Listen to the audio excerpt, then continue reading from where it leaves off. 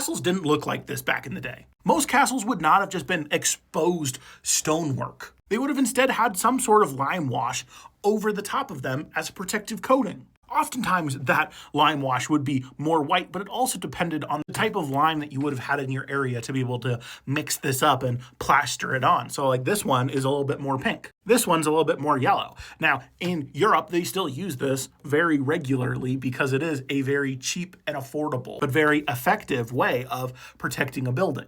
So in TV shows and movies, they almost always show these crumbling castles, which sometimes maybe they would have looked like that, especially if they're in some sort of ruin of a previous castle that's kind of fallen. Or maybe if this was like a Roman outpost and it's been a few hundred years, maybe you could say, okay, that's going to be kind of crumbling castle vibes. But for the most part, it would have been not necessarily this castle. It's not really a real castle, but at the very least, there would have been some sort of white lime wash over the top of it. But once again, colors depending on the area. If they wanted to make a really historically accurate castle in a movie, they would want to go to the location in France or wherever they're at, figure out what the castles and chateaus are actually lime washed in, and be like, okay, that's the stone in this area. That's what we'll use.